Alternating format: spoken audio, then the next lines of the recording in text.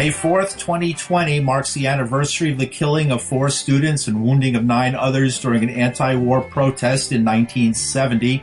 At a time when thousands of campuses were upended by protests against the war, when 18-year-olds had to fight but had no right to vote, students poured out to demonstrate all over the United States and in Kent State, Ohio, after the Nixon administration launched an invasion of Cambodia, further widening the war that had killed millions of Vietnamese and nearly 60,000 American troops. At about noon on that day, Ohio National Guard troops, ordered out by the governor under pressure from Nixon, opened fire on the unarmed students. 2 of the dead were protesters. Allison Krause, Jeffrey Miller, and the other 2, Sandra Scheuer and William Schroeder, were heading to class.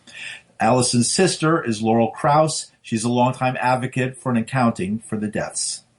Allison was very vocal and was a protester. She was in the front rank. She's a tall girl, like me. I'm her younger sister. I was 15 when she's 5'8", a stunning beauty, very smart student person. She was in the honors program at Kent State University. Always had a book in her hand. She was protesting the Vietnam War and her friends having to go fight in it with the draft and everything related to it. The day before her killing on May 3rd, 1970, there was a beautiful day on campus, and the National Guard were posted all over campus with their tanks and their people carriers. It was a war scene on campus. So they were also protesting the occupation of their campus by the military. Why were they there? She got into a conversation with one of the guardsmen who had a flower, a lilac, in his gun. And his superior came up to him and yanked the flower out, gave the young soldier a hard time about having a flower in his rifle that someone else had put there. And my sister came forward and yanked the flower out of the superior's hand and said, "What's the matter with peace? Flowers are better than bullets." And "Flowers are better than bullets" is on Allison's gravestone. She stood for peace on May 4, 1970, and she got gunned down for it. What was the government's role in Kent State in 1970?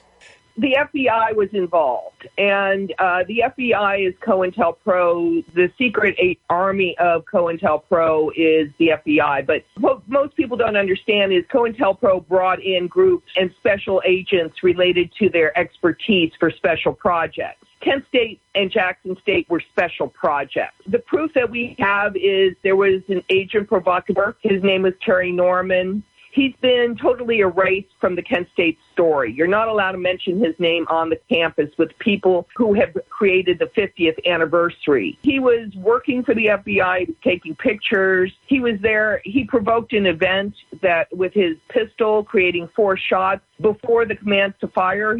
In my opinion, he created the sound of sniper fire so that the guardsmen, the Ohio National Guardsmen, had a reason to turn, shoot, and fire at unarmed students more than a football field away at Kent State University. The real telling part of this was when, just after May 4th, 2019, when we had a very nice 49th. We had a speaker for Allison, Carlos Jones. He's a performer, reggae performer, and he wrote a song. This amazing performance he did for Allison at the commemoration of the 49th. But right after that, we learned that President of Kent State University, Beverly Warren, had appointed Stephanie Dane Smith to be the chair for the 50th anniversary coming up. It was just so odd that they would put the CIA in charge of the Kent State 50th. What does the CIA have to do with the Kent State massacre is what we asked. And so we started digging into Stephanie Dane Smith, and we find out that she went to school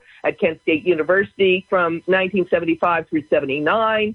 She was recruited to work at the CIA during her tenure there. She went on to Harvard, where she got her master's degree in public communications, government communications area. The CIA paid for her schooling, as they do for many recruits.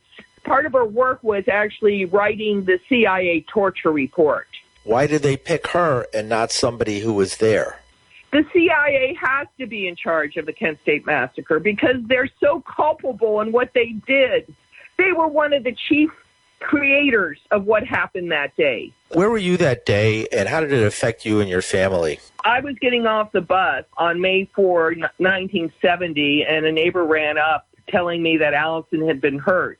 It took a long time for me to get my parents home. They both worked. My mom came home. She learned. We tried reaching by phone, but all the phone lines had been cut. All the electricity and all the water had been turned off at Kent State University within minutes after the massacre. We went to the hospital to identify Allison's body that night.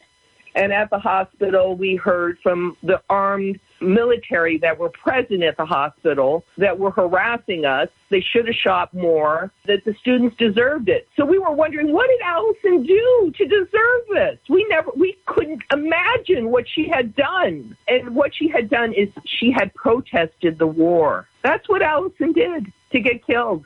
We've been censored and blocked for 50 years. So Sandy, Bill, Jeff, and Allison were 4 students that didn't deserve what they got. There were 2 protesters in the mix, Jeff and Allison. They've had all of their rights taken away in every way. We need to remember these people. We need to have it examined correctly by sources other than the FBI or our U.S. government. And that's Laurel Krause. She's the sister of Allison Krause, who was killed at Kent State. On May 15th, National Guard troops opened fire on dormitories at Jackson State in Mississippi. 2 students were killed, Philip Lafayette Gibbs and James Earl Green, and 12 were wounded.